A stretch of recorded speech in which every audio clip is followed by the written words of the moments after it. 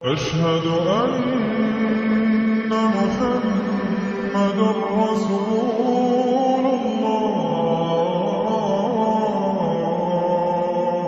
اکثر ساتھی یہ سوال پوچھتے ہیں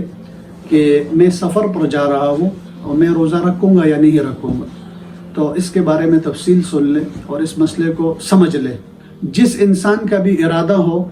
شرعی سفر کا، شرعی سفر ہے 48 میل 77 یا 177 کلومیٹر، اگر اتنا سفر کسی کا ارادہ ہو اتنا سفر کرنے کا، تو اس کے لیے شریعت نے یہ اختیار اس کو دیا ہے کہ اگر وہ روزہ نہ رکھے تو یعنی کوئی مسئلہ نہیں ہے، اس کو یہ اختیار ہے، وہ مسافر ہے۔ اب مسئلہ یہ ہے کہ یہ اختیار اس انسان کو حاصل ہے، اس بندے کو حاصل ہے جس کی سحری بھی سفر میں ہو۔ اگر کوئی بندہ ایسا ہے کہ اس نے ارادہ کیا ہوا ہے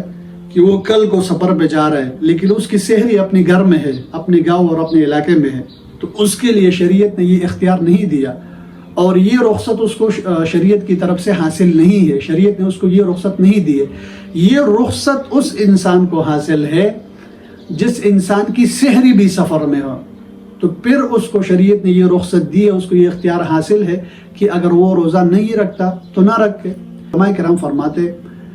کہ پہلے زمانے میں جو سفریں ہوا کرتے تھے وہ قافلے ہوتے تھے، لوگ پیدل جاتے تھے، اور پھر عرب میں گرمی، عرب کی گرمی تو مشہور ہے، بہت زیادہ گرمی ہوتی تھی، تو بعض لوگ بے ہوش ہو جاتے تھے۔ نبی علیہ الصلوۃ والسلام کے ساتھ بھی ایسا ہوا ہے کہ بعض اوقات نبی علیہ الصلوۃ والسلام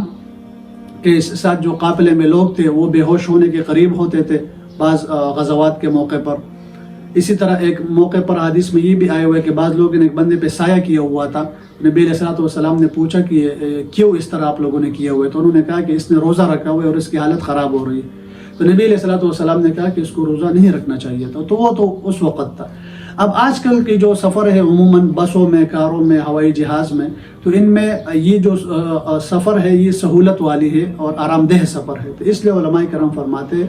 اگر انسان کو کوئی تکلیف نہ ہو، اسی طرح کوئی عذر بھی اس کے لیے نہ ہو، تو اس کو چاہیے کہ وہ روزہ رکھے، اس لیے کہ یہ وہ سفر نہیں ہے جو مشقت والی ہو، جو تکلیف والی ہو۔ اگر اب بھی کوئی سفر ایسی ہو کہ جو مشقت والی ہو، تکلیف والی ہو، تو پھر اس میں انسان روزہ نہ رکھے۔ لیکن اگر سفر ایسی ہو، اور عموماً جو آج کل سفر ہے وہ ایسی ہی ہے، یعنی بسیں ہیں اس میں ایسیاں لگی ہوئی ہے، کاروں میں بھی ہے، اور اگر کوئی ہوائی جہاز میں جا رہا ہے تو اس میں بھی اے سی لگی ہوتی ہے، تو جو سفر ہوتا ہے وہ انتہائی آرام دہ ہوتا ہے، اس میں کوئی تکلیف انسان کو نہیں ہوتی اور انسان آسانی کے ساتھ روزہ رکھ سکتے۔ اس کی وجہ یہ ہے کہ رمضان المبارک کا یہ ایک روزہ اگر کوئی انسان اس کو اگرچہ کسی عذر کی وجہ سے ہو وہ اس کو نہ رکھے، بعد میں اگر وہ ساری زندگی روزے رکھے تو اس ایک روزے کا جو ثواب ہے اس ثواب تک نہیں پہنچ سکتا۔